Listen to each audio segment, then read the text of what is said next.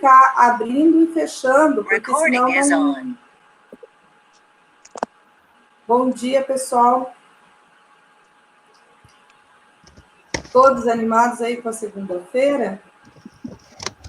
Hoje é o nosso 6º dia de curso, tá? Nós vamos iniciar com a Ana, ela vai passar alguns lembretes para vocês. Já iniciei, abri, fechei, ele não funciona, ninguém me escuta. Maga, estamos te ouvindo. Desculpa, os dois aparelhos a gente se confunde. Então, pessoal, bom dia. A gente está aqui na metade do curso, né? Eu sei que deve estar sendo bem cansativo. O EAD ele é menos interativo do que, né, nas relações que a gente se encontra, mas é o que a gente tem no momento, então a gente tem que fazer acontecer, fazer valer a pena, né? Esses dias que a gente está aqui, à disposição dos instrutores, dos monitores. Mas apesar disso, eu preciso pedir, né, que vocês realizem as atividades, sobretudo os momentos de reflexão, porque eles contribuem para a nota final, tá? Então, caso vocês não tirem uma nota muito boa no teste final e vocês realizaram os momentos de reflexão, vocês conseguem pelo menos estar equilibrando a nota e estarem se certificando. Algumas questões do último momento de reflexão vão ter que ser conversadas aqui, porque algumas interpretações são um pouco diferentes do que a gente entende sobre o conceito de trabalho infantil, mas não é um puxão de orelha, mas a gente precisa mesmo que vocês realizem as atividades. Algumas pessoas chegam no meu privado do WhatsApp, eu tô com dúvida. Não tô conseguindo passar para frente nessas partes mais tecnológicas. Podem vir, falem comigo, não tem problema nenhum. Contanto que vocês realizem as atividades e com um entendimento, né, claro do que está sendo feito, tá ótimo, não tem problema em responder. Questões mais conceituais podem colocar lá no fórum.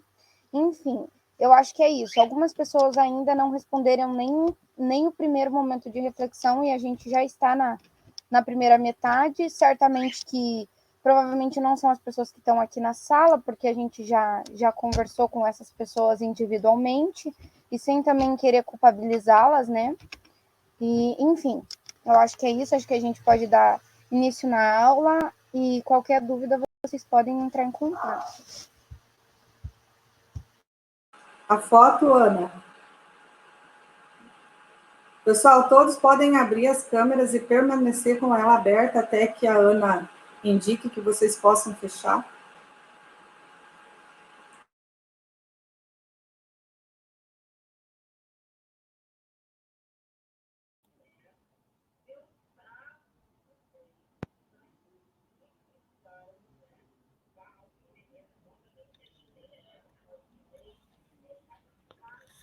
Alô, teste.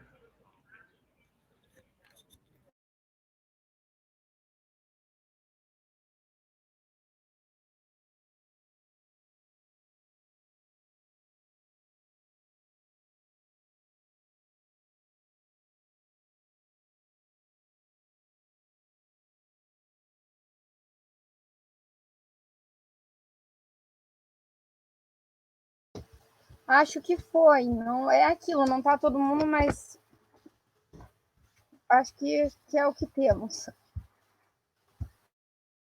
Ok, então vou iniciar nosso 6º dia do curso com o bloco 9, assinatura do RF.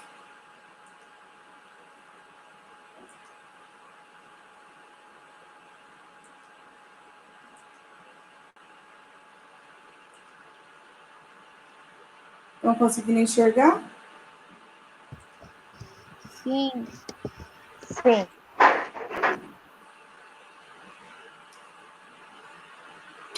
Então, o objetivo dessa aula é coletar a assinatura... Márcia, tá um eco bem grande, eu não sei se tem alguém com o microfone aberto.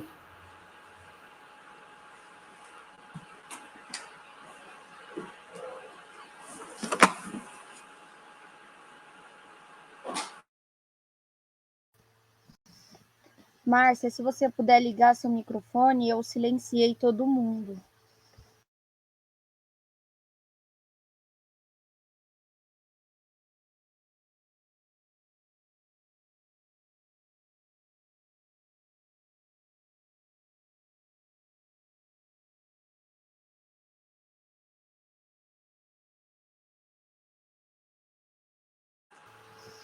Márcia, a gente ainda não Oi. te ouve.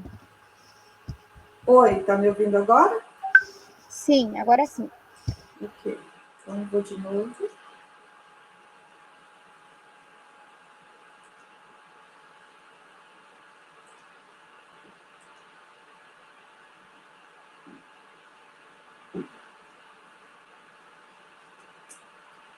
O objetivo dessa aula é coletar a assinatura do RF e o contato, fazer a marcação livre do bloco 10 e preencher corretamente os blocos 9 e 10, o comprovante de prestação de informação de acordo com as orientações do manual do entrevistador. Então, o bloco 9, né? A gente tem que lembrar sempre de estar solicitando a leitura da declaração, né? Aquela leitura que traz no caderno verde. Caso a pessoa não saiba ler, o RF, né, não saiba ler ou esteja impossibilitado, o entrevistador vai estar realizando essa leitura para ele, tá? Então, declaro sobre as penas da lei, do artigo 299 do Código Penal, que as declarações contidas neste formulário correspondem com a verdade e comprometo-me a procurar a gestão municipal para atualizá-las, sempre que houver mudança em relação às informações prestadas por mim nesta entrevista, ou no máximo em até 2 anos da data desta entrevista. A assinatura do responsável pela unidade familiar, campo obrigatório. Então, até teve uma pergunta na aula anterior a respeito disso, tá? Eu conversei com a Magali a respeito, verifiquei no manual do entrevistador, lá na página 110, e traz assim: solicite ao ARF que assine o formulário. Caso ele não saiba assinar, registre a expressão arrobo e, a seguir, o nome do responsável. É isso que traz o manual. Assinatura. RF declara a veracidade das informações, inclusão e atualização. Tá? Lá no quesito 9.1, nos contatos, lá você vai estar registrando, além dos telefones, né, também a questão do e-mail. É o único campo que lhe aceita caracteres especiais. Caso a família não possua telefone para contato ou não queira declarar no telefone no momento da entrevista, marque uma das opções, não tem ou não declarado. Registre o quesito do e-mail declarado pelo RF, podendo ser pessoal ou para recado. Caso nenhum e-mail seja informado, marque neste quesito uma das opções, não tem ou não declarado. Marque a opção sim ou não no item autoriza o recebimento de e-mail. Essas são as questões mais importantes referente ao bloco 9. Ele é bem curtinho. Alguém gostaria de fazer alguma pergunta em relação ao bloco 9?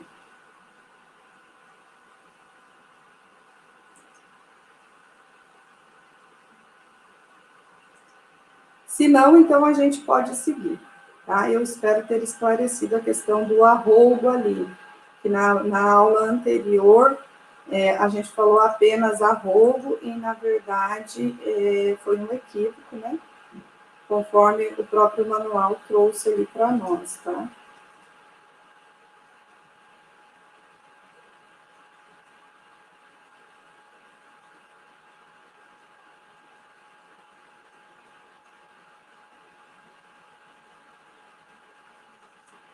Então, aqui no bloco 10, a gente vai trabalhar o conceito de trabalho infantil, como registrar o trabalho infantil, a identificação da área da assistência social e se só o RF pode alterar aquilo que ele declarou.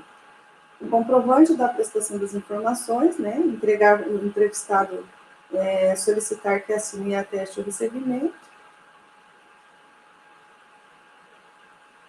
e a documentação pendente. Não entregar, né, quando a pessoa não traz toda a documentação, você não entrega daí o comprovante, tá? Sem registro civil, você pode entregar o comprovante. faltar alguma. Lá no bloco 10 é o conceito de trabalho infantil. O trabalho exercido por pessoa com idade inferior a 16 anos, salvo aquelas entre 14 e 16 anos, meu Deus do céu, e 16 anos que trabalham em condição de aprendiz. Observação, este bloco não é perguntado à família. A resposta dada pela família no quesito 8.01 e 8.02, em relação às pessoas com idade entre 14 e 16 anos, você vai estar avaliando. E a própria observação enquanto realiza o cadastramento. Lá no trabalho e remuneração, tem essas perguntas. Importante, o preenchimento deste quesito pode, a qualquer tempo, ser atualizado, quando for identificada a ocorrência ou a superação do trabalho infantil em uma família.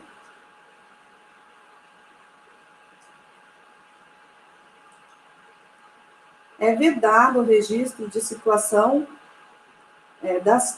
superação ou inexistência do trabalho infantil sem a realização de entrevista com a família. Caso seja necessário atualizar a informação sobre a existência de trabalho infantil em uma família, é necessário realizar novamente a entrevista, seguindo o processo normal de atualização cadastral. O registro da situação de superação do trabalho infantil deve ser feito nos casos em que, no momento de entrevista de atualização cadastral, ou preferencialmente por visita domiciliar, tá? Na visita ou na hora que você estiver fazendo a atualização, você verifica se o adolescente anteriormente em situação de trabalho infantil tiver completado 16 anos ou, já tiver completado os 16 anos ou mais, ou em situação de trabalho infantil observada anteriormente, ele tiver sido superada, tá? Seja a partir da declaração da família, da observação do entrevistador ou de a comunicação formal da assistente social. Então, mesmo que a assistente social leve o parecer para vocês, vocês têm que realizar uma nova entrevista para atualizar esse campo, tá? Eu trouxe, até a Ana comentou ali do momento de reflexão, eu verifiquei lá, a colocação dos momentos de reflexão, trouxe aqui algumas questões para a gente pensar. Então, tem um decreto, que é o 6.481, de 2008, lá no artigo 3º e 4º, ele trata dessa questão do trabalho infantil, né? Os trabalhos técnicos ou administrativos serão permitidos desde que fora das áreas de risco, à saúde, à segurança, à moral, ao menor de 18 anos e maior de 16 anos, e ao maior de 14 e menor de 16, na condição de aprendiz. Artigo 4º. O artigo 4º, ele trata das piores formas de trabalho infantil, que o item 1 é todas as formas de escravidão ou práticas análogas, tais como venda ou tráfico, cativeiro ou sujeição por dívida, servidão, trabalho forçado ou obrigatório. No item 2, a utilização da demanda ou da oferta de tráfico ou aliciamento para fins de exploração sexual, comercial, produção de pornografia ou atuações pornográficas. No 3, a utilização e recrutamento e oferta de adolescentes para outras atividades ilícitas, particularmente para a produção de tráfico de drogas e o recrutamento forçado, compulsório de adolescentes para ser utilizado em conflitos armados. Tá? Essas são as piores formas de trabalho infantil. Porém, a gente tem outras. E lá no momento de reflexão, ele trazia a seguinte questão: como você entende que o cadastro único vê o trabalho infantil? Qual a diferença entre trabalho infantil e trabalho na condição de aprendiz? Você acha que o trabalho doméstico pode ser considerado trabalho infantil? Aí a gente vai começar pela última pergunta. que foi a que a gente achou que no momento de reflexão as pessoas tiveram mais dúvidas.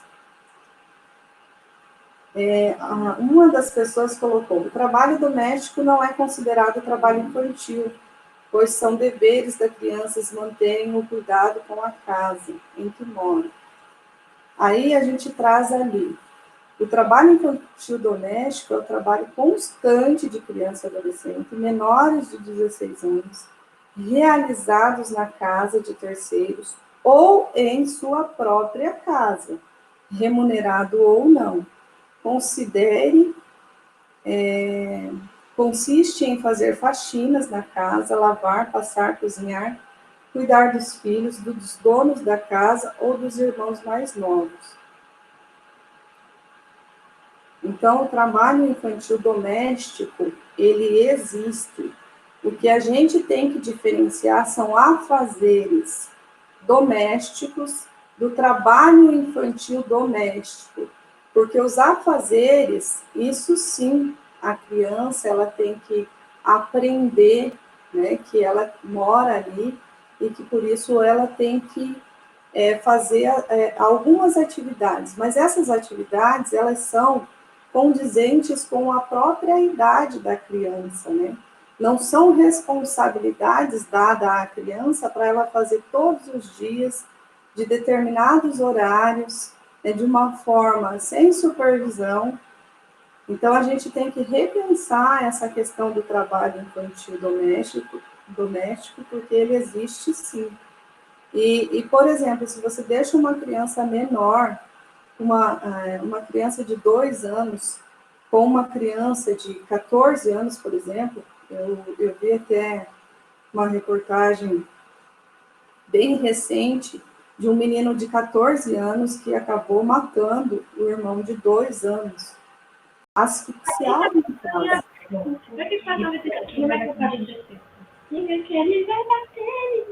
Tem som aí, gente. Alguém poderia desligar o microfone? Márcia, liga de novo o seu, fazendo favor. Tive que silenciar.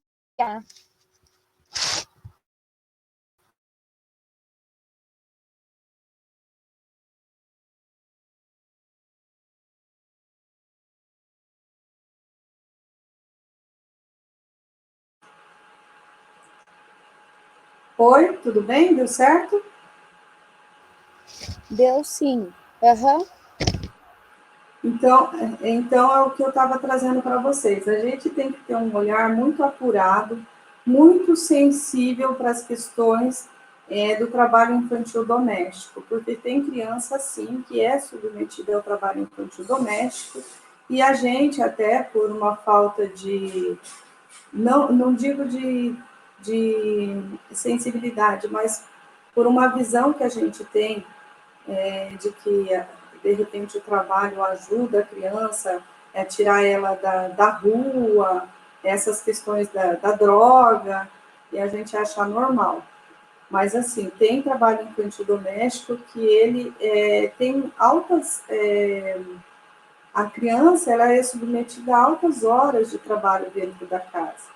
Ela tem a responsabilidade, além de cuidar dos irmãos, de lavar, passar ou cozinhar, né? As refeições que são servidas, normalmente são feitas com a criança mexendo com o eletrodoméstico, né? Ou no fogão. Então, tem toda essa questão da negligência, do abandono também, que vai estar dentro desse ambiente e que podem também, de alguma forma, afetar essa família, trazendo muito prejuízo. Então, a gente acolher essa questão é deixar de ser um violador, porque o Estado ele é um dos principais violadores do direito, o município também, porque essas crianças deveriam estar inseridas no contexto escolar, né, ou em atendimento dentro dos nossos CRAS ou CREAs. Também eu verifiquei dois outros conceitos, eu não trouxe todos, porque tinham vários, tá? Mas eu trouxe esse outro que eu achei que dava para a gente pensar também. O cadastro único vê o trabalho infantil como sendo uma forma exploratória de criança e adolescente com idade inferior a 16 anos, salvo nos casos em que a criança e adolescente esteja trabalhando na modalidade de aprendiz.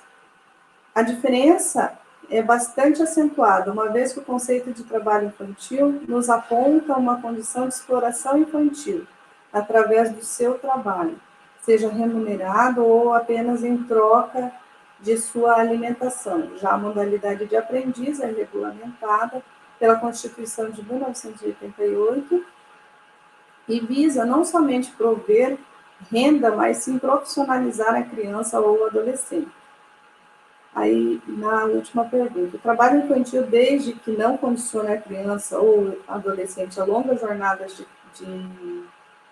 de trabalho, não deve ser considerado trabalho infantil. Acredito que ainda é perfeitamente saudável que possam realizar pequenas atividades em sua casa.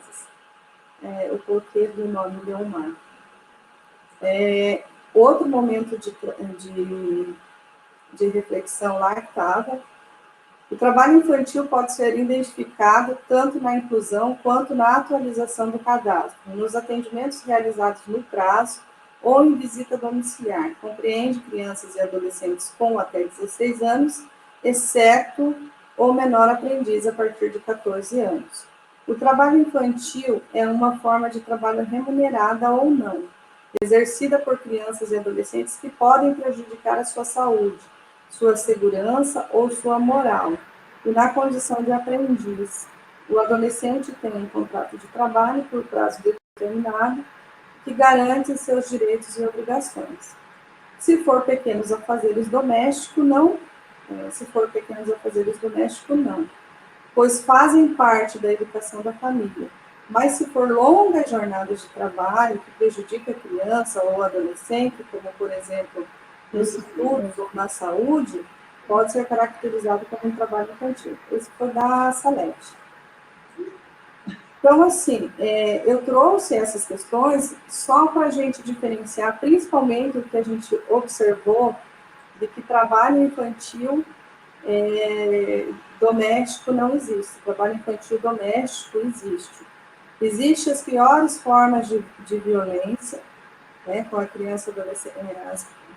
Só um pouquinho, gente, que eu estou tentando tirar essa minha apresentação aqui. Existem também, então, as piores formas de trabalho infantil, como a gente viu. A gente sabe que isso é regulamentado por lei, né? E então a gente tem que repensar essa questão. Tá? Vocês, como entrevistadores, vocês têm que ter o conceito bem apurado, vocês têm que ter um olhar diferenciado para a questão, o entendimento de que vocês não estão prejudicando ninguém, tá? Porque a nossa política não é para prejudicar famílias, e sim para acolher e trabalhar essas questões. Alguém tem alguma pergunta?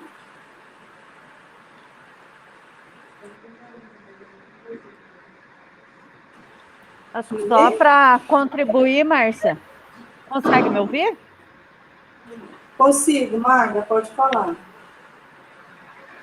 Acho que você tem que fechar até o microfone, tá bem chiado. Isso. Acho que é o microfone da Márcia mesmo que está dando um pouquinho de chill. Então, em relação ao trabalho infantil, esse bloco é muito importante, né? E como a Márcia colocou ali, a identificação, uma identificação livre. É aquela coisa que você não vai perguntar por quê. E é bem organizado dentro do formulário, porque pode observar que está depois da assinatura do RF. Então, até o bloco 9 só se põe o que ele informar. A partir daí, o bloco 10, que é o do trabalho infantil, que põe a observação, né, nesses casos. A coordenação, a Divisão de Proteção Social Especial fez uma pesquisa com os municípios aqui do Paraná, referente às ações estratégicas de erradicação do trabalho infantil, a EPET. E nessa pesquisa foi identificado que hoje a principal fonte de dados sobre o cadastro único sobre o trabalho infantil é o cadastro único, porque o censo está bem desatualizado e o censo também, as pessoas que fazem o censo não têm muitas vezes a qualificação necessária para diferenciar quem está em situação de aprendiz, quem está fazendo estágio, quem está em situação de trabalho infantil. Então, isso não é notificado, então, é de acordo com a realidade, e o cadastro único passa a ser a principal fonte de dados referente a essa situação, que é uma situação muito grave, né? Porque as crianças e adolescentes são vítimas de vários acidentes, né? A gente tem acidentes gravíssimos e tem toda uma questão, só um pouquinho, uma questão que é de desenvolvimento biológico mesmo, que se justifica o trabalho infantil. Por exemplo, a visão, essa visão periférica que a gente tem só se forma depois dos 14 anos de idade. Então, quer dizer que um adolescente ele tem muito risco de sofrer um acidente porque ele não tem ainda a visão periférica, né? Então, auxiliar, isso acho que a Márcia deixou muito claro, né? Auxiliar no trabalho doméstico, sim, é importante, faz parte da organização da família, faz parte do aprendizado, mas uma coisa é você auxiliar, outra coisa é você ser responsável por atividades que vão muito além da sua capacidade física mesmo, né? Então, lá uma criança de 11, 12 anos ser responsável por preparar a alimentação de toda a família, ou ela ser responsável pelo cuidado de irmãos pequenos, né, bebês, isso a gente vê muito, e o risco tanto da criança pequena quanto desse adolescente. E a gente também considera quando essa criança ela é privada de poder participar, ou seja, de atividades escolares, esportivas, e do próprio serviço de convivência e fortalecimento de vínculos. Por quê? Porque ela é responsável pelo cuidado dos irmãos menores, ou ela é responsável pelo cuidado da casa. Então, isso deixa de ser ajudar, né, nas tarefas de casa, dividir as tarefas de casa, deixa de ser aprendizado e já passa a ser trabalho infantil, porque ela é a única responsável por aquela atividade. Então, acho que isso é muito importante. E ainda a gente tem uma subnotificação, porque o trabalho infantil ele é culturalmente aceito para as classes pobres. Então, numa classe média ou numa classe alta, ninguém ia aceitar o seu filho de 12 anos cuidando de um de 2 e cuidando da casa. Entende a importância dele estar estudando, fazendo cursos adicionais. Agora, para a família pobre, aí eles falam, é melhor estar trabalhando do que estar na rua, do que estar roubando. Então, aqueles discursos que validam o trabalho infantil e violam os direitos, né, constitucionais da criança e do adolescente. Então, importante esse olhar para essa marcação, o município ter, e sempre estar encaminhando. Eu fiquei na dúvida, eu não sei se é uma situação de trabalho infantil, mas eu achei estranho, porque diz que o menino contribui na renda, porque ele vai vender algumas coisas. Então, na dúvida, marca, encaminha para a política da assistência social para eles fazerem o acompanhamento e verificar se é isso ou não, né? Então, essa articulação com as políticas dentro do município é muito importante. O cadastro único é esse instrumento que possibilita a identificação de várias situações de vulnerabilidade e de violação de direitos. Acho que era isso que eu tinha para contribuir, Márcia. Que bom, Magali. Obrigada, Magali, excelente contribuição. Excelente mesmo, mas mesmo assim eu ainda também quero dar minha contribuição, Márcia e Magali, sobre esse tema. Eu acho que esse tema é muito caro para a nossa política, né? E como a Magali colocou, os senhores são responsáveis por essa identificação hoje a nível de Brasil. E cada vez mais vai ser, né? Até mesmo esse novo cadastro único que está se desenhando aí, essa questão mais burocrática, que pode ser substituída por aplicativos, por robô, né? Isso tudo cai por terra. Então, qual que é a necessidade desse trabalho do entrevistador? É justamente isso que de robô nenhum consegue substituir, né? Essa sensibilidade, essa acolhida, esse encaminhamento, essa contrarreferência no CRAS, né? Trabalho infantil, como a Magali bem colocou, né? A hipocrisia das classes de elite, que faz esse discurso para a classe pobre e a classe pobre compra, né? Porque a gente não tem né, e ninguém quer se responsabilizar por isso, e oferecer todo esse rol de serviços de qualificação social, inclusive, para convivência, né, para se relacionar bem, para desenvolver as mais diferentes habilidades, né, que o ser humano precisa desenvolver para poder chegar na vida adulta completa, né? Como a gente não tem serviço público para isso, é melhor que a criança do pobre fica trabalhando, seja em casa ou qualquer outro tipo de trabalho. E daí eu queria reforçar também uma situação, por exemplo, a minha esposa tinha uma amiga que trabalhava de doméstica por muito tempo e ela morreu. Ela morreu porque ela teve alergia ao produto químico doméstico.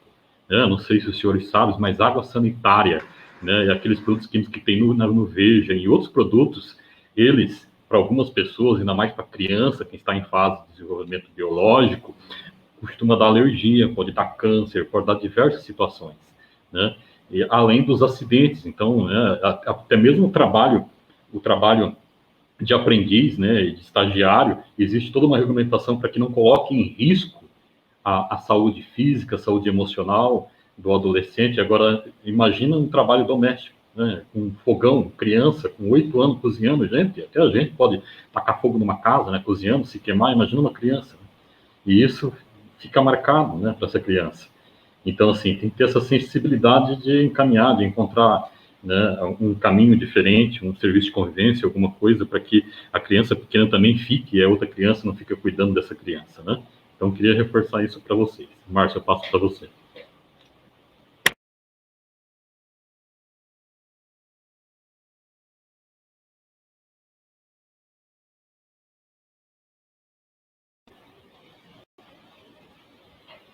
Volta para mim, é a minha aula agora? Acho que se não tiver nenhuma pergunta, eu posso passar aqui teus slides, Divaldo. Márcia, não está aberto.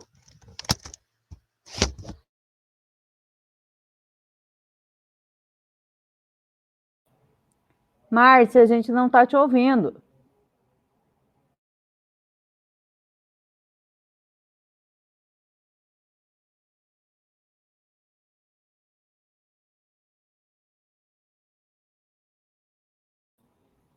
Ainda não, Márcia.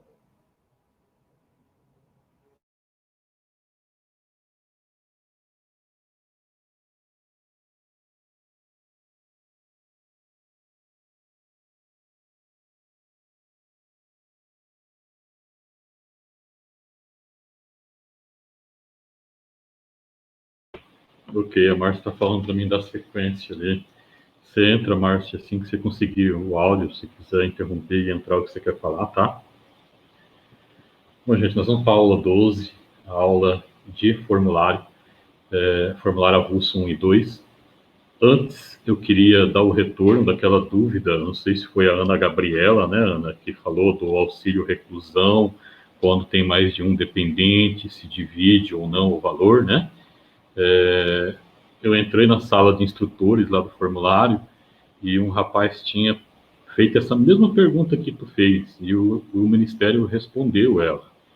Respondeu, ele voltou a perguntar, o Ministério voltou a reafirmar que é isso mesmo.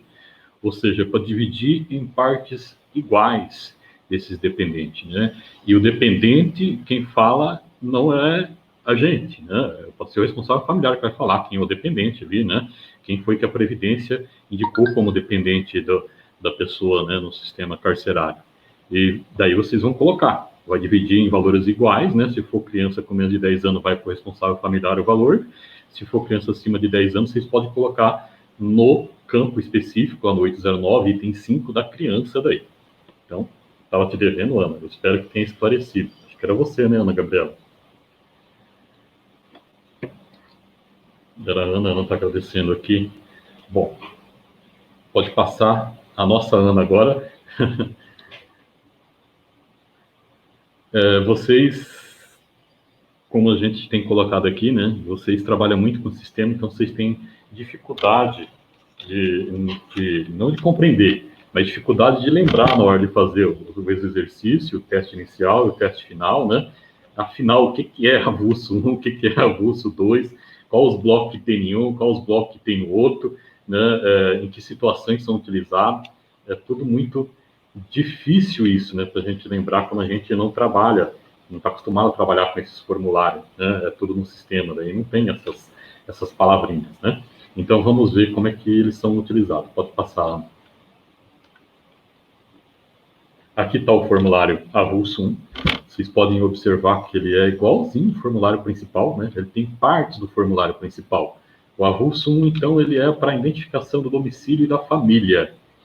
Só a parte do domicílio e da família, não é da pessoa. Não vamos confundir pessoa, que é aquelas informações de documento, escolaridade, trabalho e renda, com família. Família é aquela lista de componentes da família, né? Quantas pessoas tem na família e a relação de um com o outro.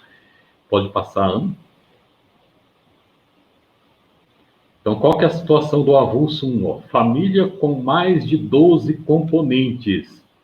Não é família com mais de 6 componentes. É a minha dica. Família com mais de 12 componentes é o avulso 1. Difícil a gente lembrar isso. Avulso 1, mais de 12. Avulso 2, mais de 6. A pergunta pode trocar, né? E daí vocês se confundir. Então, avulso 1 é mais de 12 e avulso 2 é mais de 6. Por que o avulso 1 é mais de 12? Porque no formulário principal, a lista de componente, ele tem espaço para 12 pessoas, né? 12 componentes da família. Então, só quando tem mais de 12 é que se faz necessário esse avulso 1, né? Ou, se não, quando é atualização, é diferente, né? Se você quer fazer uma atualização de dados do domicílio ou da família, daí sim, né? Daí é independente dessa quantidade de componentes ou não, né? Mas a inclusão, estão no processo de inclusão ainda, não é atualização. E a família tem mais de 12 componentes, vai ter que usar o avulso 1. E no avulso 1, vocês vão preencher só informações que não repetem do principal. Aquilo que você já perguntou no principal, praticamente vocês não têm que preencher de novo no avulso 1. Né? Não é necessário, apenas o bloco de identificação e controle. Algumas informaçãozinhas ele se repete com o do principal, vocês vão ter que preencher. Né? Daí vocês já vão para a lista de componentes, vocês só vão colocar os componentes que tem, né? O a mais, vocês começam do 13º em diante. Vai coletar a assinatura e os contatos e vai fazer um traço na diagonal para quesitos sem preenchimento, por exemplo, todo o bloco do domicílio, que também faz parte do avulso 1, vocês vão passar um risco na diagonal, né, para poder anular as informações de domicílio, porque vocês não estão fazendo atualização, né, vocês estão fazendo uma inclusão. E a inclusão no formulário principal você já perguntou sobre o domicílio da família. Então não é necessário perguntar de novo no avulso 1, só porque a família tem 13 componentes, né? Então, o avulso 1 só vai ser usado só nessa situação, só para poder coletar o nome desse 13º componente, ou 14º, enfim, né? Assim, quantos tiverem a mais. E na atualização dos dados, daí sim, vocês vão preencher, se é uma atualização, né, que vocês não estão com o formulário principal, né, vocês vão usar só o avulso 1, que só alterou alguma componente da família ou dados do domicílio, vocês vão preencher todos os quesitos. Pode passar, Ana. Aqui está o avulso 2. O avulso 2, ele é para identificar a pessoa. Então, o avulso 1 é domicílio e família, o avulso 2 é pessoa. Então, todos os blocos relativos à pessoa, né? Identificação da pessoa, que é o bloco 4, aí acho que tem documento, né? Tem escolaridade, tem trabalho e renda, né? Vocês vão preencher. No restante, não, né? Não tem, nem tem nele. Só tem identificação e controle também, que são algumas informações que vocês vão preencher. Pode passar, Ana. E onde que é usado o avulso 2, então? Para famílias com mais de 6 componentes, porque no principal vocês só conseguem preencher até 6 componentes. E daí, se deu erro, por exemplo, no 6º componente, e por que a gente fala que erro no 6º componente? Porque se deu erro no 4º componente, vocês anulam todos aqueles quesitos, né, do 4º componente e pula para o 5º. O 4º vira 5º, ou seja, ele está na ordem como se fosse o 5º, né? E assim vai. Então, pelo menos até o 6º componente do formulário, não da família, né? Vocês conseguem preencher no principal. Agora, se chegou lá no 6º e errou de novo, aí vai ter que usar o avulso 2, né? Ou a família tem mais de 6 componentes mesmo. Ou é a atualização de dados, né? De algum componente da família, vocês podem usar o avulso 2. Não esquecendo que o avulso 2 é um para cada pessoa, né? Ele não é igual ao principal, que vocês têm várias pessoas ali para vocês preencher, né? Ele é um para cada pessoa. Cada pessoa a mais que vocês tiverem que preencher, Tem que ter um avulso 2 a mais. Ana, pode passar.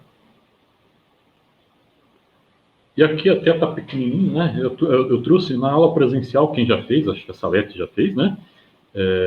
Na aula presencial a gente tem algumas atividades, né? Que a gente vai perguntando, aí vocês vão respondendo para nós, né? Aqui na online é difícil a gente fazer essa dinâmica, né?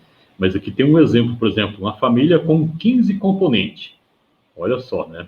Tem algumas famílias que tem 15, né? É difícil, mas tem. Como é que vocês vão proceder se vocês estivessem preenchendo tudo em formulário? Vocês não estão com o sistema, está no formulário. Foi fazer uma visita na casa da família, né? É uma inclusão através de visita domiciliar. Acho que o exemplo aqui é de inclusão. Vamos ver. Então, qual que é o passo 1? Registrar o nome dos 12 primeiros componentes na lista de componentes da família moradora de domicílio no bloco 3 família, no formulário principal. Né? Então, vocês vão preencher lá o formulário principal, vai estar preenchendo, vai registrar o nome dos 12, que lá só cabe 12. Qual que é o passo 2?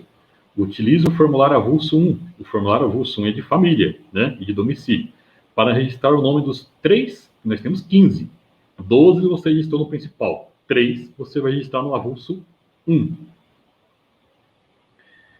Não há necessidade de transcrever as informações relativas ao endereço, porque está no formulário principal, né? Nem domicílio, precisam estar com o formulário principal, se for inclusão, já que serão as mesmas do formulário principal. Bastando preencher os quesitos 101 a 108 e 110. Os quesitos relativos ao entrevistador e ao bloco 9, risque com um traço na diagonal do bloco do formulário, deixando em branco, antes de coletar a assinatura do RF. Ele já vai estar no formulário principal e vocês vão anexar esse formulário avulso 1 junto ao formulário principal. Né? Passo 3. Volte ao formulário principal e preencha, né, os blocos 4 a 8 para os 6 primeiros componentes. Né? Então, você já registrou a informação do domicílio, você já registrou a informação da família, né? E de toda a família agora, né? Porque você registrou dos 12 primeiros que está no formulário principal e mais 3 que está no formulário avulso 1. Agora, vocês vão retornar ao formulário principal para poder voltar a preencher todas as informações de cada uma das pessoas, né? Identificação da pessoa ali, dos 6 componentes, que só dá para 6 no formulário principal, essa família tem 15. E daí, qual vai ser o passo 4? Vocês vão utilizar 9 formulários avulso 2 para registrar as informações dos demais componentes, totalizando assim 15. Né?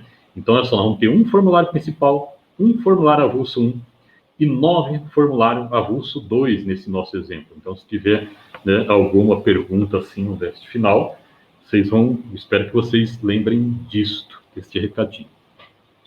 Pode passar, Aninha.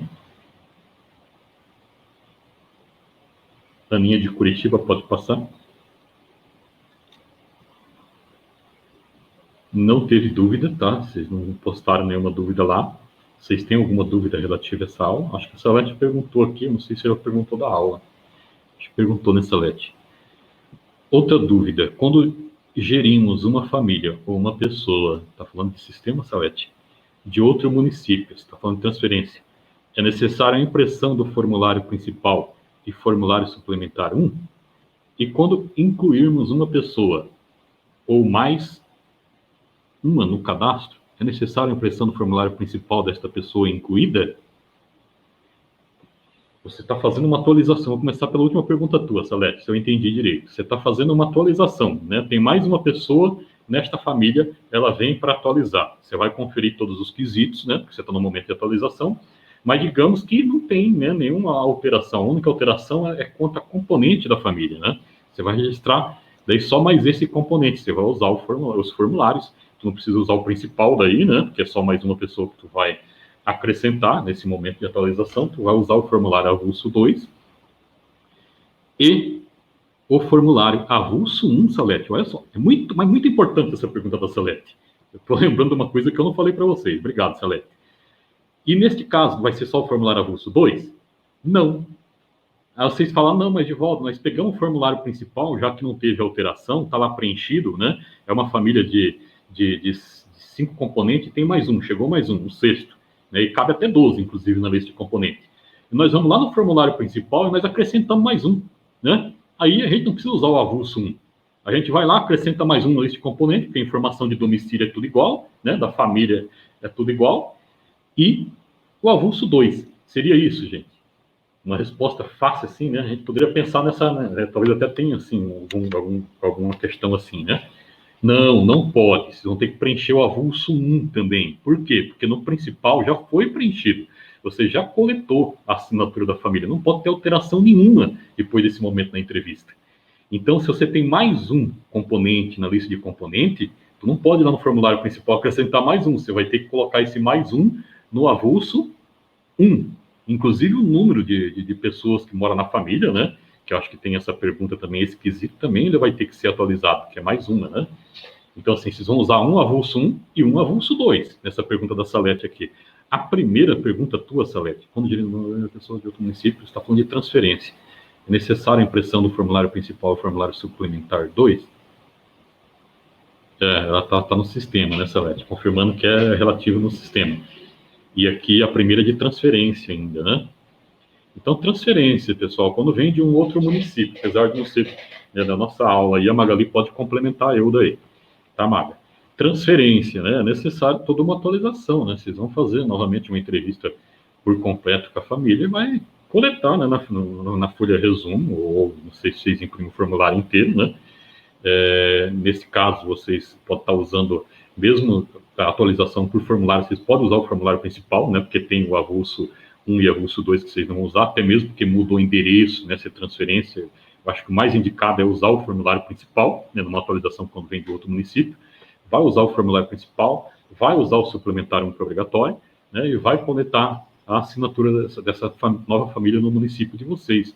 E vem no sistema, né? Vocês vão imprimir a folha resumo e vai coletar as assinaturas. Eu não sei se eu respondi, Salete, se a Magali quer complementar. Acho que é isso mesmo, Divaldo. É porque de início mudou de município, o endereço já alterou, né? O campo sensível da alteração. Então é necessária uma nova entrevista, pode ser diretamente no sistema, e daí vai imprimir, né, a folha resumo para assinar. Sempre que tiver alteração, tem que ter a assinatura da família. Obrigado, Magali. Pessoal, tem mais alguma pergunta? Senão eu encerro por hoje. É que, assim, né, quando a gente faz a inclusão de uma família, a gente precisa imprimir o formulário principal, porque a gente não faz no caderno verde, nós fazemos direto no sistema, né? Então, a gente tem que imprimir o formulário principal, o formulário suplementar, a família acima e tal. Então, a minha dúvida quando a gente gera uma família de um outro município, a gente não tem esse primeiro formulário da entrevista, isso está lá no município de origem. Salete, teu áudio está bem baixo. Vou falar mais alto, melhor assim? Não? Melhorou, Salete. Melhorou? Então, é que nós, aqui, a gente já faz a entrevista direto no sistema. Nós não usamos o caderno verde, só quando ocorre alguma falha no sistema ou um cadastro domiciliar, aí a gente usa o caderno verde. Aí, sempre que a gente faz uma inclusão, nós imprimimos o formulário principal e o suplementar, a gente pega a assinatura da família do RF para deixar arquivado, certo? Quando a gente gere uma família de um outro município, a gente não tem esse formulário, né? Isso ficou na família lá no município de origem. Então, eu quero saber se é necessário, quando gere, você imprimir novamente, imprimir o formulário principal e o formulário suplementar para a gente ter arquivado aqui, né? Como no caso ou no caso de uma inclusão, digamos, você tem o cadastro, o formulário principal de quando foi feita a inclusão daquela família. Aí, quando você inclui mais uma pessoa, é necessário eu imprimir o formulário daquela inclusão, daí não seria de todo o formulário principal, mas só da inclusão daquela pessoa, ou não é necessário fazer a impressão? Não sei se eu me fiz claro. Fez sim, Salete. Fez sim. Eu vou responder o que eu acho. A Magali complementa, tá, Maga? Salete, no caso da transferência, tá? Olha, eu acho que, assim, é uma decisão de vocês. Se você imprimir o formulário inteiro, da transferência, igual você está falando também, porque não tem essa informação ainda, né? Eu acho que é uma situação para você se resguardar e para você ter aquela informação no papel ali. Muitas vezes o sistema está fora, né? E você precisa levantar aquela informação que tem no papel. Eu acho bacana, nada impede, né? Mas também não impede, ao meu ver, eu posso estar equivocado, a Magali vai falar, também não impede de você imprimir só a folha resumo, mesmo da transferência, e coletar a assinatura. Eu não vejo problema nenhum, até mesmo porque a informação está no sistema, né? E aquela folha resumo ali que vai ser impressa é mais só meramente uma formalização, né? Para você coletar a assinatura ali com algumas informações, porque o restante da informação está no sistema, né? E o sistema também tem fé pública, não é só o papel, né? O sistema também tem fé pública. Então, assim, eu acho que as duas coisas são válidas, tá? A decisão é de vocês. Eu não acho que tem uma resposta ou outra. Eu acho que se você quiser a folha resumo, vale. Se você quiser o formulário principal, também vale. Eu acho que o principal vale mais ainda, né? Igual tu colocou todo o contexto. A segunda situação, que é só a inclusão de uma família diretamente no sistema, eu também acho importante você imprimir, né? Como se fosse o avulso 2 dessa pessoa, né?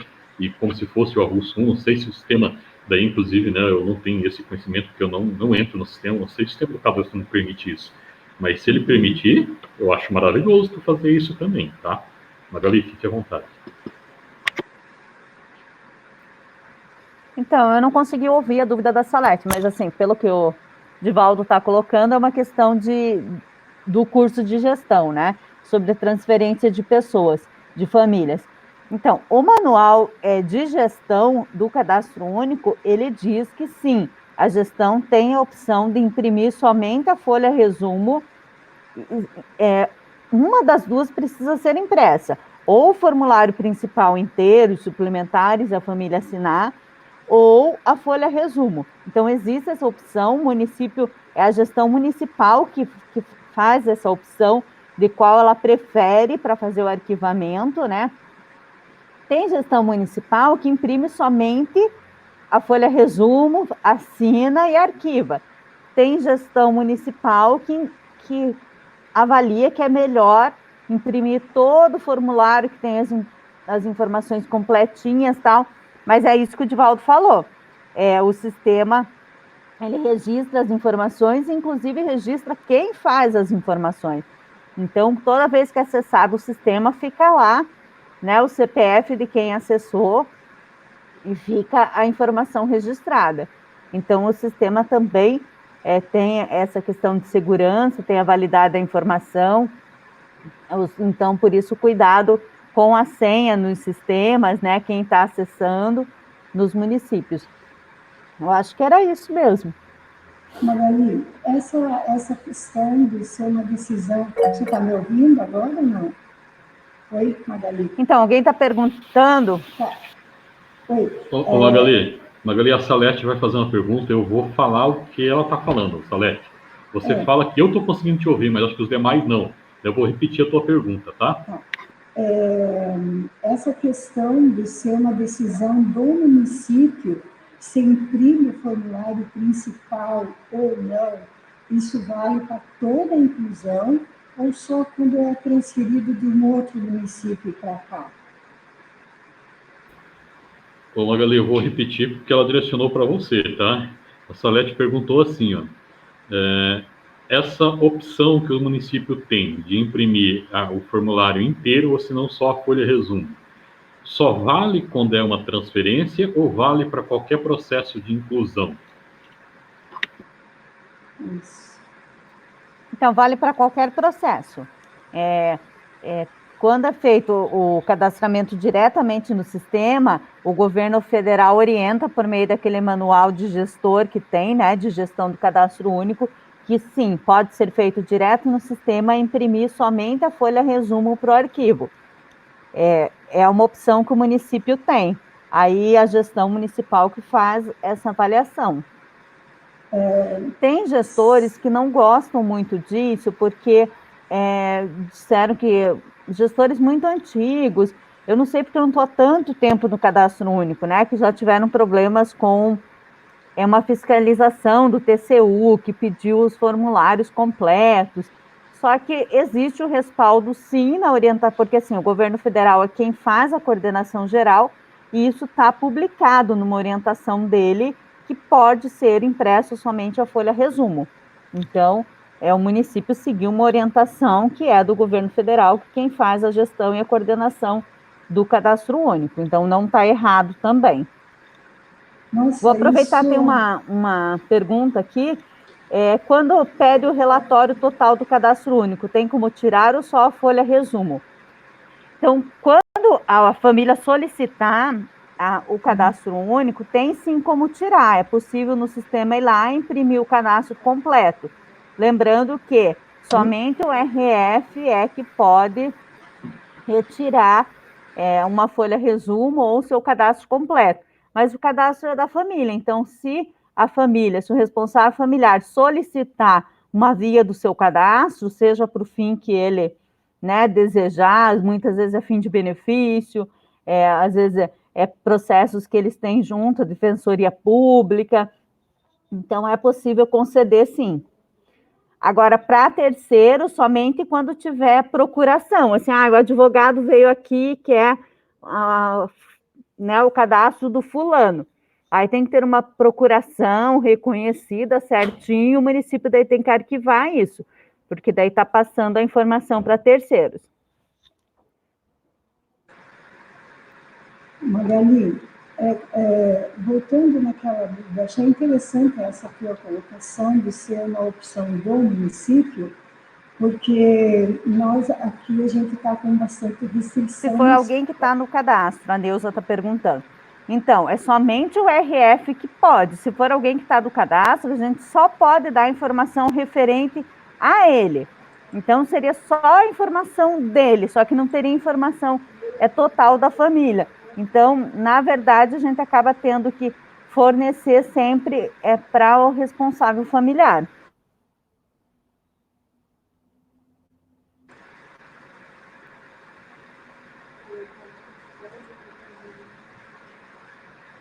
Então, a Fabrícia está colocando que lá eles estão pedindo muito referente para uso no fórum, conseguir advogado dativo, né? Então, segue a mesma lógica de orientação. Isso já é uma questão de gestão, mas a folha resumo ou o cadastro completo sempre fornecido ao responsável familiar ou com uma procuração. Magali, a Salete quer falar novamente, então ela vai falar e eu vou ouvir e repetir para você. É interessante essa colocação da Magali, que é uma opção do município em imprimir o formulário principal e só a folha resumo. Porque nós estamos tendo assim, bastante dificuldade com relação às cotas de impressão, porque é muito cadastro, né? E aí foi solicitado para a gente reduzir a cota. Então, a gente pensou na possibilidade da emissão só da folha resumo. Aí foi feita uma consulta para a Gigov, de Curitiba, e eles falaram que não, que a gente não podia imprimir só a folha resumo, que a gente deveria imprimir o formulário principal tudo, porque o município recebe recursos para isso e tal. Além do problema da impressão, é o arquivo, né?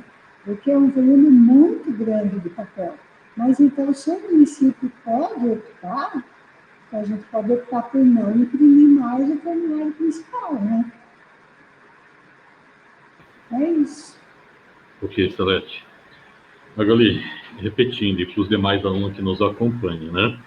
Então, a Salete falou que achou muito interessante essa opção do município poder escolher entre a folha, o formulário principal ou a folha resumo, porque eles estão tendo cota para reduzir custo no município, e ela, inclusive, fez um questionamento para a Gigov em Curitiba, e a Gigov de Curitiba falou que não, que eles tinham que imprimir o formulário principal, até mesmo porque recebe IGD para isso, né? Isso foi o que ela falou, mas então agora com a tua orientação, né, eu acho que eles vão rever e vão querer imprimir só a folha resumo.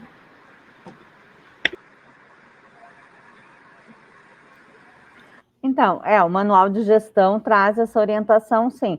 Mas em relação ao EGD, a orientação da Gigov tem, né, sentido, porque o município recebe recursos que são para operacionalização do cadastro único. Então, essa questão de cota, né, não se justificaria em relação a recursos, né, se justificariam por outros motivos no município, mas não em relação a recursos, né.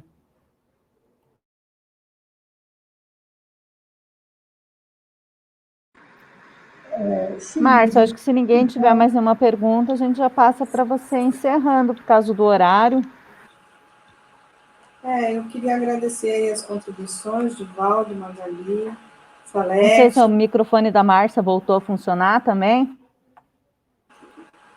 Não, né? Pelo jeito não. Não, voltou sim, Márcia, estamos te ouvindo. Voltou? Sim. Pensei que não tinha voltado. Não, só queria agradecer as contribuições, né? Dizer que se não tiverem nenhum outro questionamento, a gente pode encerrar, então. Tá bom? Até amanhã, às 10 horas. Não esqueçam de realizar as atividades. Lembre-se que lá nos exercícios vocês têm que colocar 2 dígitos, tá? Porque tem uns exercícios agora dessa nossa aula que vocês têm que preencher lá e são com 2 dígitos, 06, 05, 00, tá? Beleza? Até amanhã.